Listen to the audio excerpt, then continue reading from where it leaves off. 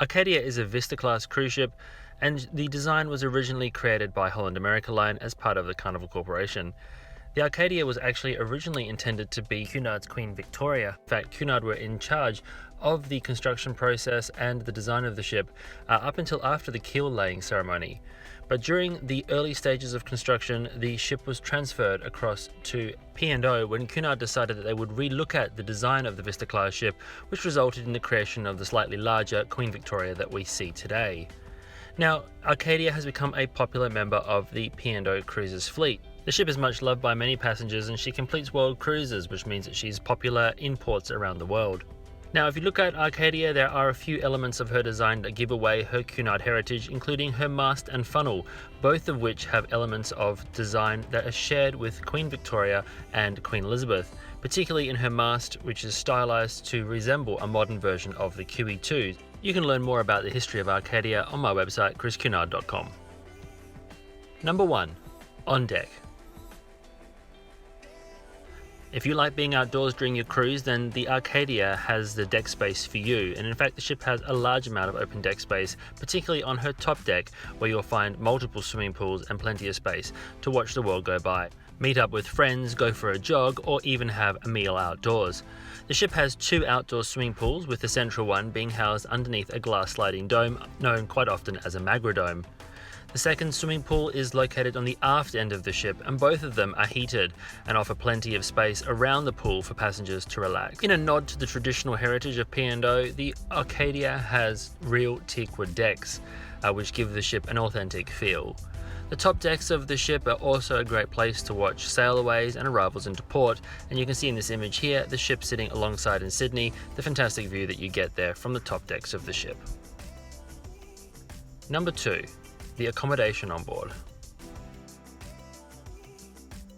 As a modern cruise ship, the Arcadia introduces a standardized cabin arrangement on board the ship, meaning that there are no strange shapes and sizes to the cabins on board Arcadia.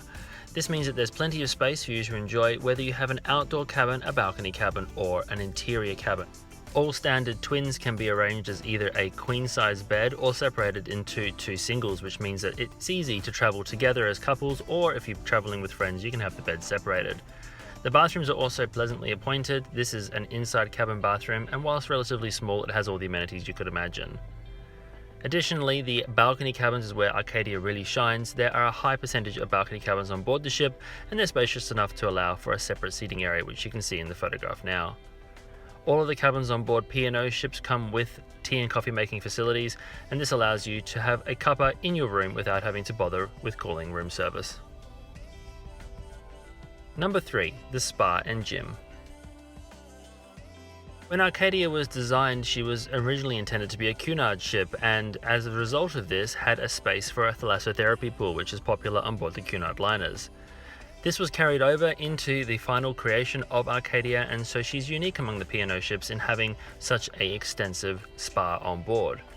This is also something that was brought on board other ships such as Britannia, which were influenced by the design of Arcadia. There's a separate wellness area and also a well-appointed gym, which has fantastic views over the front of the ship to allow you to exercise whilst also watching the cruising destinations. There's also instructors on hand to help you with your fitness throughout the voyage. You can book a variety of different treatments, including beauty therapy treatments, health and fitness treatments, and also an appointment with a personal trainer on board to help you learn about the various pieces of equipment, which is information, of course, that you can take away with you at the end of your cruise. Number 4. The Crow's Nest Bar. The nicest parts of the Vista-class design is the large observation lounge on top of the bridge at the forward end of the ship. On Arcadia, this is called the Crow's Nest Bar, a name it borrows from other famous P&O liners such as Canberra, Oriana, and Aurora. The Crow's Nest Bar on board Arcadia is spacious and wide. It spans from the full port to starboard sides of the ship and has sweeping views over the front of the vessel. It's comfortably appointed with lots of seating, and there's also a bar in the center of the room which serves drinks throughout the day and night. While this is a great place to visit during the day for meeting up with friends or a drink after lunch, in the evenings the space really comes to its own, where there's live entertainment and drinks served until the wee hours of the morning. Number 5. The Meridian Restaurant.